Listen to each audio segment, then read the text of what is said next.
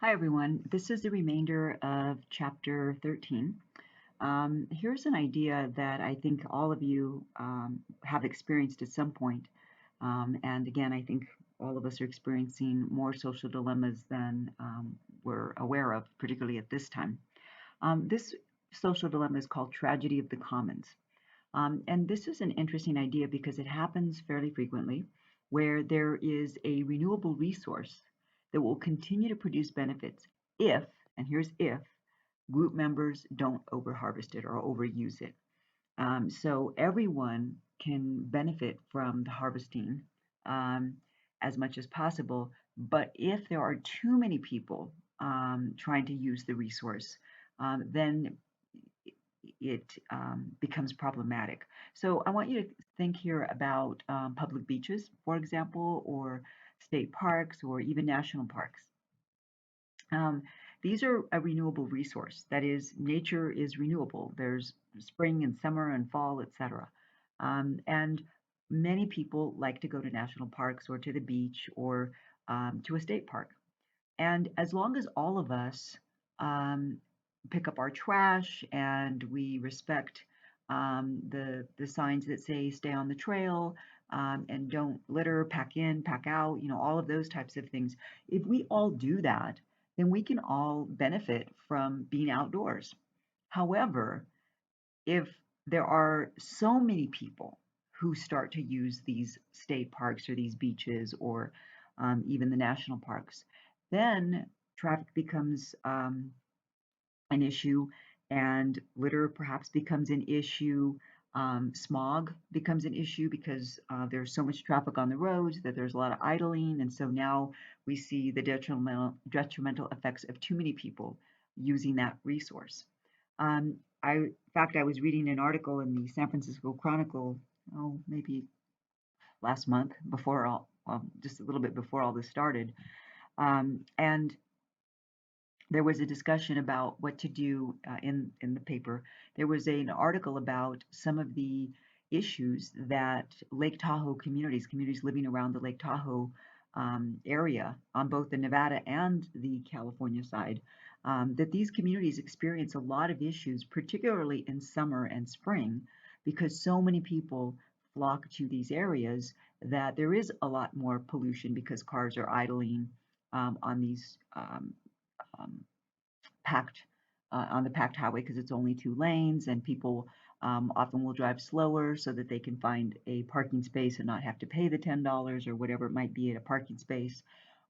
But in addition to that, of course, the increased litter that people leave behind. Not everybody is considerate and picks up their litter, as well as the drain on the enjoyment of the lake for people who live there year round. And so there's this tug of war between merchants and residents. Merchants don't want any particular types of um, plans put into place that would limit the number of people coming up during these two times, simply because that's when they make most of their money during spring and summer, or even into early fall. Because one of the ideas was, well, to decrease the number of people who drive around the highway on uh, drive on the highway around Lake Tahoe, let's charge a fee. So if you come up from California or even from Nevada and you want to drive around the rim that's not close to you, or you want to go to South Lake Tahoe, you want to go to Tahoe City, etc., that there'd be a fee, like like when we pay a toll, like a toll, there would be a toll. And so a lot of locals say, great idea, because a lot of people then wouldn't want to pay the 10 or 15 or 20 or $25, whatever the toll is. And so that would mean that we can actually enjoy Lake Tahoe on the weekends and go run our own errands, etc.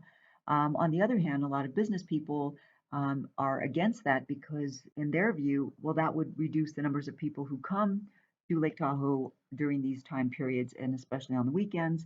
And then that would reduce the amount of money that they make. And they argue it's crucial for them to make as much money as possible because during the slow times, for example, winter, then what they make during the spring and summer and early fall carries them over. So again, you can see how this tragedy of the commons occurs, where there's this great resource that everybody wants to use, but if too many people are doing that and they're not being considerate about how they use it, then it really can potentially produce some real problems. Um, the Another type of dilemma is called the public goods dilemma. And the public goods dilemma is when you have a whole group of people who will benefit if everyone gives someone for the common good. And so, here's an example. On Sundays, a lot of people will go to a church of some sort, Christian church. Now, in many churches, there is a time during the service when people are asked if they will give a donation. And, if something's passed around, people throw in money or they don't. Now, if enough people contribute to that church in that church service each Sunday, then those who don't contribute will be able to continue to benefit even though they don't contribute. And so that's an example of the public goods dilemma, whereby some people will give enough that even what we might call the freeloaders or the free riders, they may not contribute, but they are still able to benefit from that. Now, of course, if in, let's say, a particular church, Church A, the people who are giving every Sunday begin to think, well, wait a minute, I give every Sunday and I see these people here every Sunday and I never see them put anything in the donation basket. Well, maybe I'm not going to either. Well, if enough of that thinking occurs, then you can see how people, the church might not have enough money to pay the light bill or however the church uses money, simply because people who are benefiting were not contributing, and so those people who were decided to stop doing that. Now, there are some issues, of course, that are interdependent. That is, that these things seem to go together.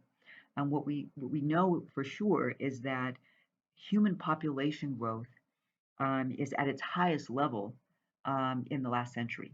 Okay, for centuries, human population really did not increase very much, and that was largely because of several factors.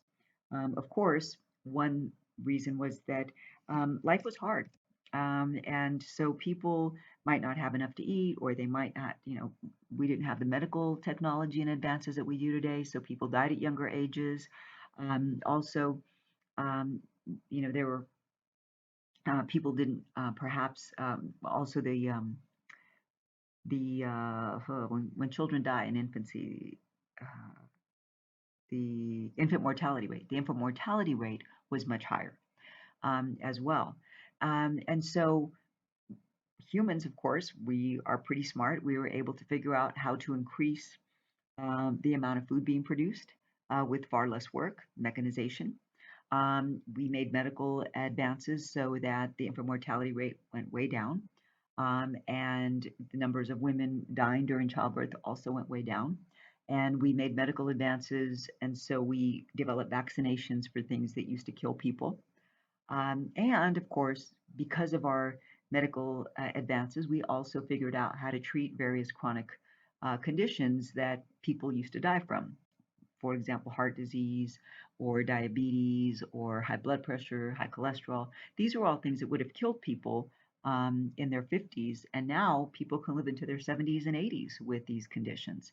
So human population has really been growing at faster rates than we've seen in the last 500 years or over the last 10,000 years. While it's great that people can live longer and it's great that fewer babies are dying in their first year and it's great that fewer mothers are dying while giving childbirth and it's great that we can produce um, not only more food, but varied types of food, all of this is great, but it also does strain the economies because most of you probably know most cities have a homelessness crisis. Many cities also have an issue in terms of affordable housing, so that even those people who are able to afford a place to live are spending close to 50%, sometimes more than 50% of their income just to pay the rent, which means that they don't have much money left for much else. Of course, we often come up with short-term solutions as humans, but we're also short-sighted when we come up with these solutions because we're not thinking about what's going to happen in 15, 25, 50, 100 years from now. And so if you think about just the mechanization of farm equipment, yes, it enabled farmers to be able to plant many more crops.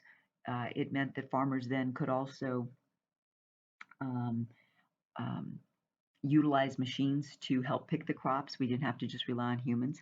And of course, many farmers discovered fertilizers and other types of pesticides that would enable their crops to grow well and without any much of a loss in crops.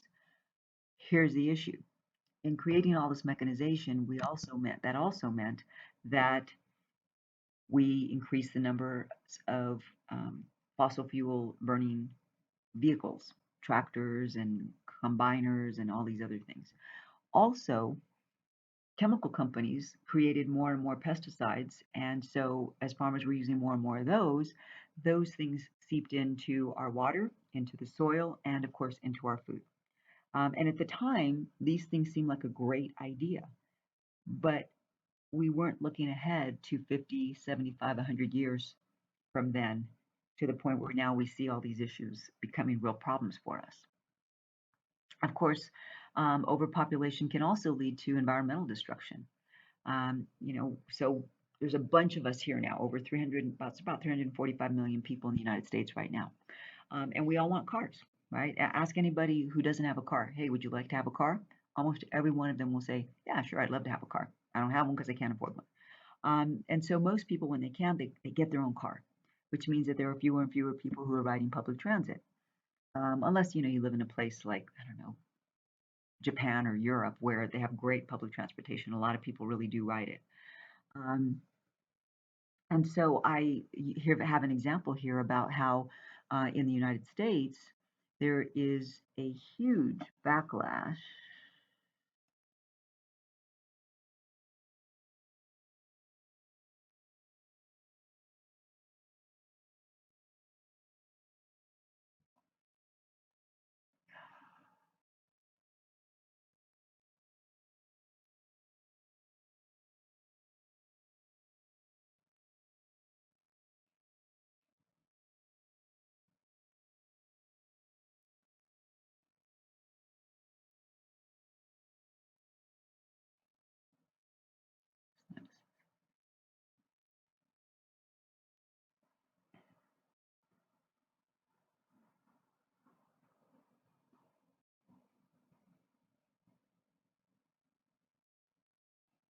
Okay, sorry about that. I took a quick break and I apologize for that. I needed to quickly go do something, but I'm back. Sorry.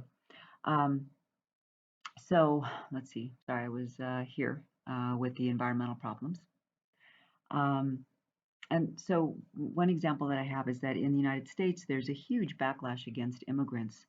And a lot of that, I think, is due to the thinking that these immigrants come here, they're taking up too many resources, um, that their children overcrowd the schools, that these individuals are in competition with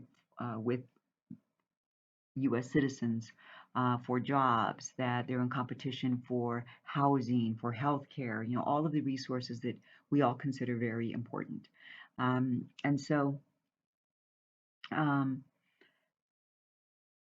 for a lot of people who think that way, I think it's mostly due to this idea that if all these people are taking up all these resources, then that means that there's not enough for me. And that, as I've talked about in a prior chapter, creates that competition. And anytime we start to see people as our competition, that is when we begin to see that things really start to deteriorate in terms of social relationships, really begin to deteriorate because we look at these other people as our competitors. Think Hunger Games here. So this is just a quick chart I want to go over. You can see the U.S. population was under a million, sorry, was under 10 million people um, for over a million years. Okay, over a million years, the population was relatively low on this planet. But then you start to see a pickup with the beginning of the Industrial Revolution, which is the mid 1800s. By the 1850s, you start to see this huge upswing here, um, huge upswing. And by the time that we get to the 1950s here, we're on this trajectory that is just not going to quit. And so here you see the human population in the world now at, by 2018, 7.6 billion people. And so the 10 billion people in the world is expected within the next couple of decades.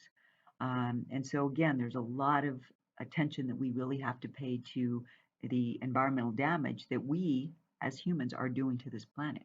And this is the only planet we have. I know some of us might be waiting for Elon Musk to save us and send us all to Mars or some other place, but I'm thinking that's probably not going to happen. Um, so again, just thinking about environmental pollution.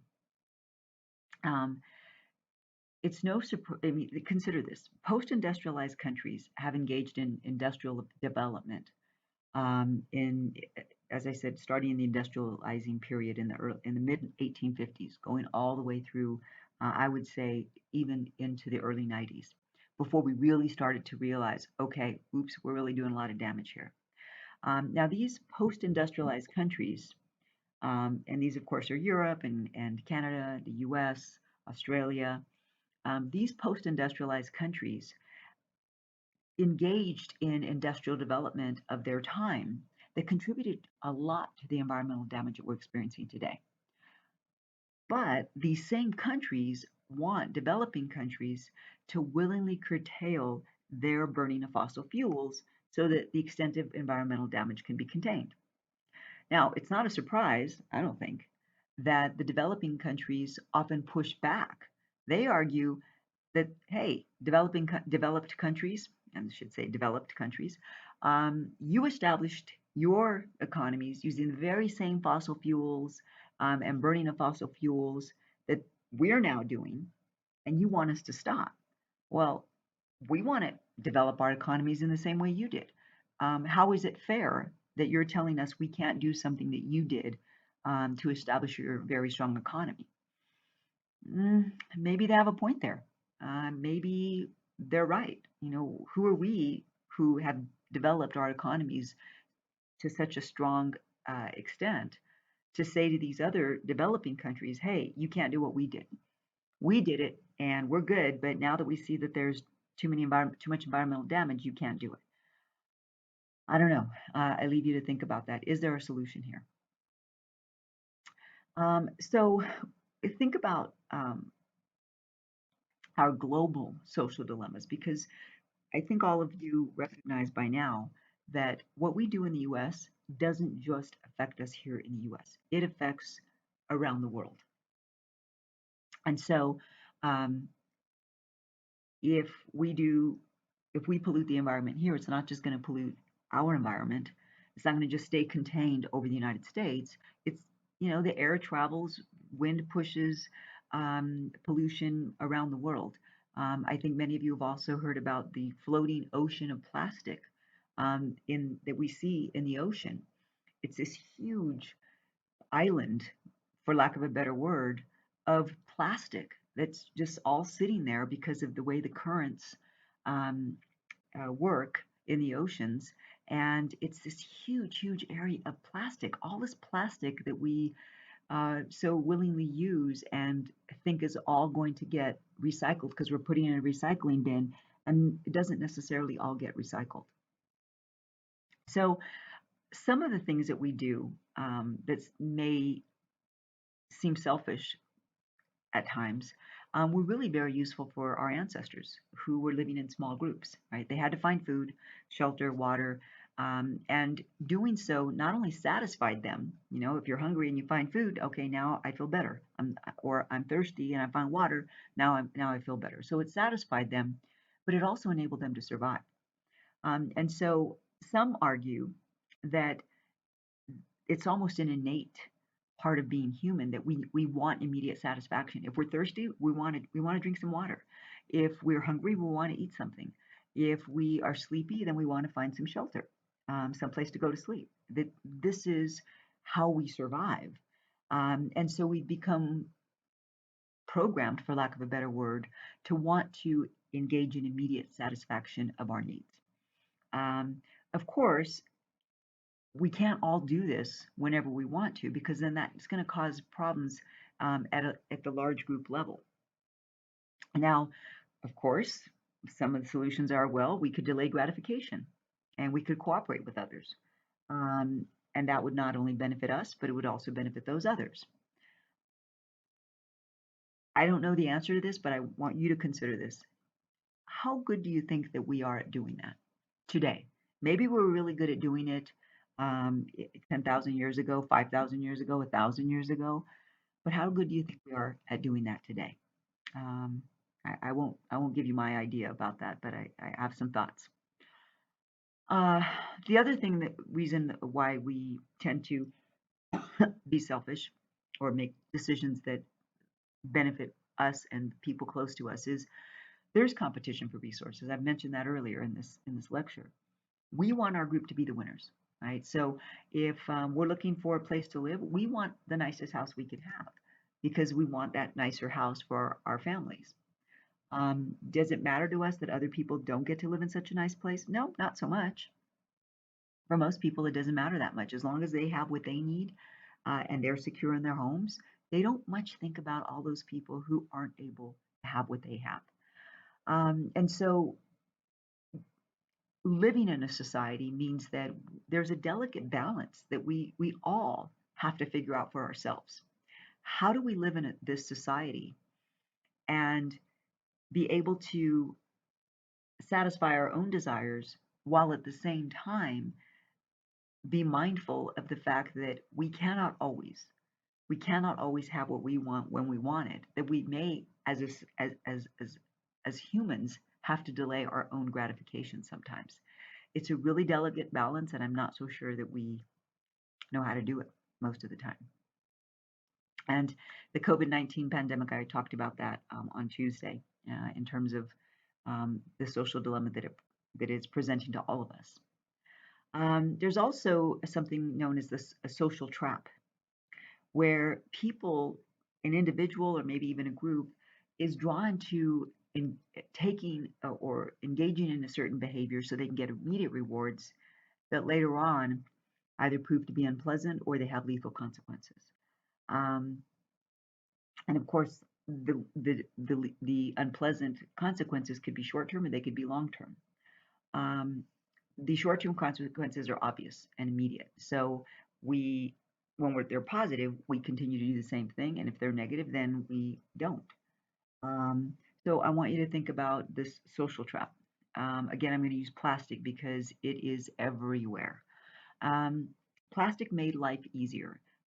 We got straws because before we used to have paper ones, and if you left them in your milk or your drink too long, they'd start to disintegrate. And if you've been to a restaurant where they use plastic or um, paper straws, you notice that if you let your straw sit in your drink too long, it will become um, unusable. Um, uh, Plastic made it such that we could have to-go cups, we could have toothbrushes and toys and um, dinner, dishware made out of plastic.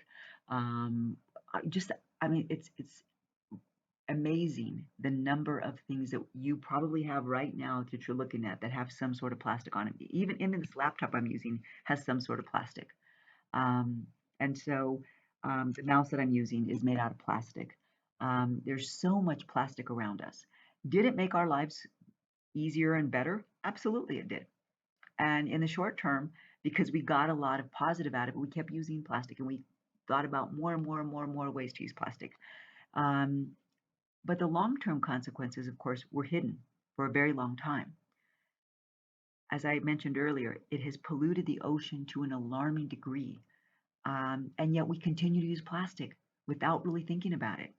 Now some states are trying to do a little bit better job of cutting down on the use of plastic, but those things have largely fallen away during the pandemic. For example, California, the state that I used to live in, um, had plenty of laws. You couldn't use plastic bags. They weren't available at the stores anymore. You had to bring your own reusable bags, or you'd be charged for bags. Restaurants couldn't give you plastic straws anymore. You, if you got a straw, you got a paper straw, or you could bring your own reusable straw.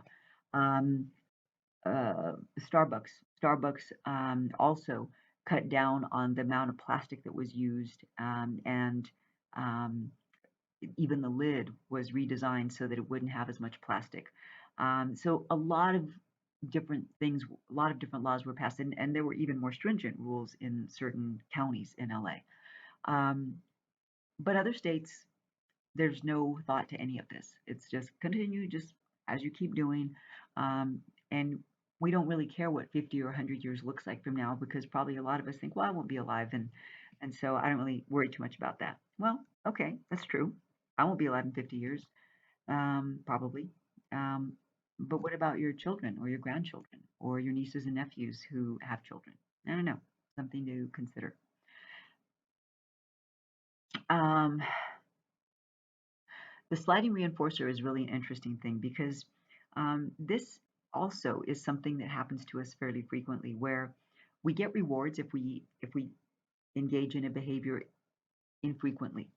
Um, but if we do it frequently, then the punishment becomes much more clear. And so here's an example of that.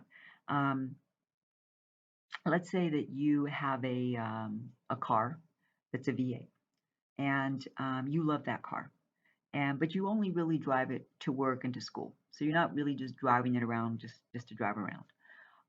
So you get a reward. You get a nice, powerful car. The car looks good. You get heads turned when you drive your car to work or to school.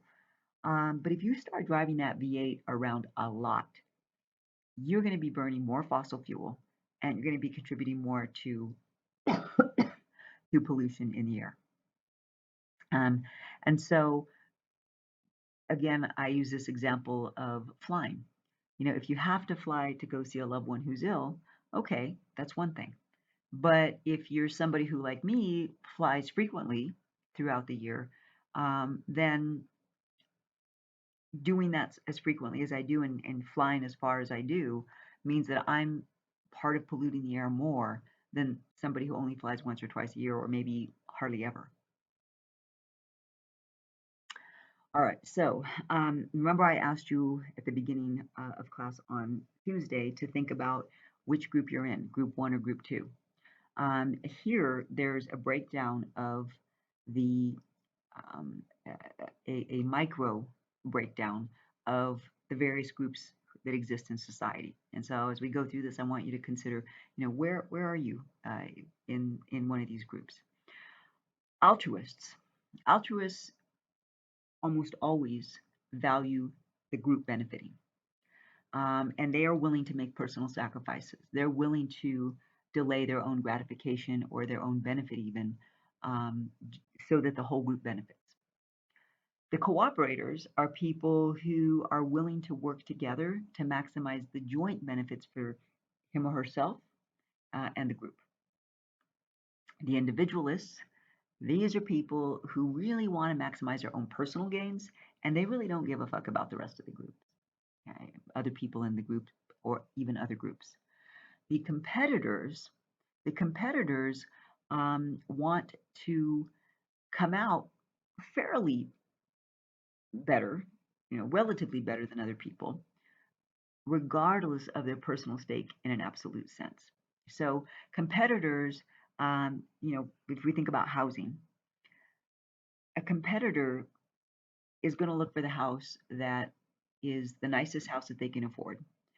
Um, and even if having that nicer house means that they're going to have a higher house payment and pay higher taxes, they're still going to do it just because they want to make sure that they have the nicer house than other people, that their house is nicer than everybody else's, even though they're paying more in property taxes and they're paying a higher mortgage. Okay, that's a competitor. So again, I ask you to think about, well, where are you in this menage, in this group? Are you one of those people who Is an altruist? Are you a cooperator? I mean, obviously, all of us can be in one of these categories or more, depending upon the circumstances. That, of course, is true. But all of us, at least according to social psychologists, naturally gravitate toward one of these groups or another. All right, so let's see. This is, I think this is relatively important. You know, there's, and philosophers, by the way, have been struggling with this question for centuries. How do we get people to change their behavior without having to command them or order them to do that? And why, even the whole idea of, is altruism, is it really even truly, does it exist? And I mentioned this in a class, probably a month and a half ago now. Um, Certainly trying to get people to change their behavior, we could punish them, if they do undesirable things. So one way of cutting down on the number of people on the beaches this past weekend in California would have been for the police officers to start issuing citations to people who were not social distancing, who were not maybe wearing masks, etc. That's one way. But there are many social psychologists who argue punishment is not the better way to do it. That the better way to do it is to reward people for doing something that we want them to do. And so we might try then to reward people when they do something that is consistent with the environmental behaviors we want them to change to. And so, for example, one of the things that, uh, again, in the state of California, if you buy a electric car or a hybrid car, you are able then, even though you drive by yourself, you get a special sticker that because you have an environmentally friendly car, the fully electric or the hybrid car, you're allowed to drive in the carpool lane even when you're by yourself. Now, I don't know if carpool lanes exist here. I don't even know if we need them in Nevada. I've never really experienced traffic here. But that's an example of trying to give people a reward so that, for doing something we want them to do, which is to buy cars that are greener, by giving them that reward. And also, I forgot this, you also get a tax credit. So you get some money back on your taxes. It used to be 3,500. Now I think it's down to 3,000. The state will give you the money back that you paid toward the car, because again, the state wants to encourage as many people as possible to get those more environmentally friendly cars. Um, we can also try changing the norms in society. And so the descriptive norms, like, hey, everybody's doing it, which means that, hey, maybe if everybody else is doing it, then I should do it too. And there's it's not in this textbook, but the other sociology textbook that I use, the National Park Service um, was approached by some researchers who wanted to test this out, the descriptive norms. And so what they did was, rather than they removed the signs that said, please don't take any rocks, or please don't, take any artifacts, etc. And they replaced those signs with signs that said 90% of people who visit this state park or this national park don't or abide by the guidelines, abide by the rules of the park, or 90% of people who visit this park don't litter, etc. And what they found was that the amount of, say, if it was referencing litter, the amount of litter that was left behind was drastically reduced. Um, if it was about, not removing artifacts or taking rocks, etc., they found that the numbers of people who took things from the park they weren't supposed to was also drastically reduced. And so it seems as though psychologically, when we believe that everybody else is doing it, it's more likely that we'll decide, okay, well, if everybody else is doing it, it must be a good thing to do. I'm going to do it too. I want to do it too. Now, of course, the injunctive norms, where we are doing the right thing, require us to really be committed to this idea of fairness, and this idea that we bear a certain degree of social responsibility as people living in a particular society, that we are committed to this idea of reciprocity, that if I do this, other people are going to do it too, and then we're all going to benefit. Um, some of this might be easier to do in certain communities or certain states, depending upon the population, et cetera. But I think to me, some of it also has to do with how well are people able to provide for themselves and their families. Because I think a lot of why people do what we do is because, again, that competition and going back to um, our ancestors and how it was crucial to provide for one's group. And in this case, it would be our families or maybe even extended family members.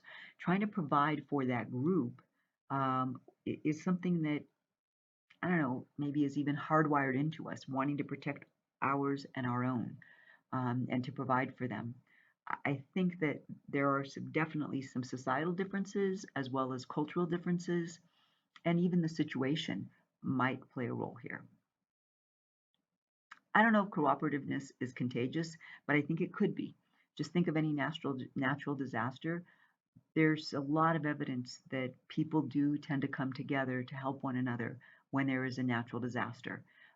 Even currently in the news, there have been reports of people who, buy coffee um, eh, or and deliver it to a firehouse or um, um, a police department, or they will start a fund and give a coffee place, here's $100. Please give the next however many people this pays for coffee that are first responders, buy them coffee. Let this $100 buy them coffee. Or people who have um, when they've heard about stories of people who can't pay their rent or they're struggling with food insecurity, et cetera, people will donate money and pay the rent. That was on CNN a couple weeks ago. A woman told her story to a reporter that she couldn't pay her rent, and magically the next day, a woman called CNN and said, "Hey, I want to pay this woman's rent. How do I do it?" And they were able to facilitate that. So maybe, just maybe, there are times when the situation is such that we feel the need to do the right thing. We feel the need to engage in some degree of social responsibility. Okay, so a quick chart here in terms of environmental interventions, and one that the voluntarist um, type of intervention I think is really important. And you know, uh, full disclosure here, I am a member of the Sierra Club too. Um, and one of the reasons why I am a member of the Sierra Club is that I do feel a certain degree of social responsibility for this planet. And I like to think that part of that goes back to my mother's Native American ancestry, which of course then I have.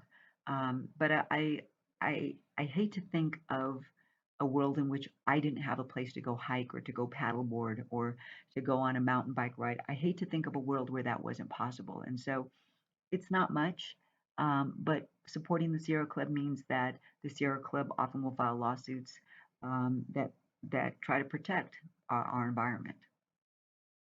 Now, of course, there is a market-based type of intervention, which the motive is greed.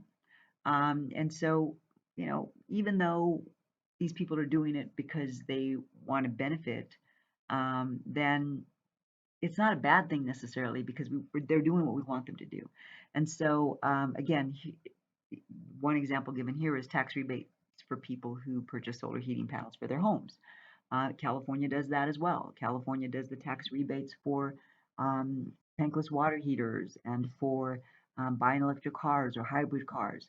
Now, there might be many people who only do this because they think, well, I'm going to get something out of it. And so it's also going to help me save money. And so they're really doing it more out of greed than this feeling of social responsibility. Um, then the command and control. This is motivated by fear. So for car companies, and many car companies now are trying to make cars that not only are more gas efficient, but There are many more car makers now that are making hybrid vehicles, that are making fully electric vehicles, that are making even PHEVs. They're called PHEVs stands for plug-in hybrid electric vehicles. So cars that run on both electricity and gas. And so one could presume that these car companies are not necessarily doing it because of social responsibility, because if that were the case, they could have done this 50 years ago, but more out of fear that, hey, I can't sell my cars. I won't be able to sell my cars if I don't meet these environmental standards. All right. So with that, I'm gonna leave it, and you can check out um, the chapter and read about it. And so I will talk to you next time.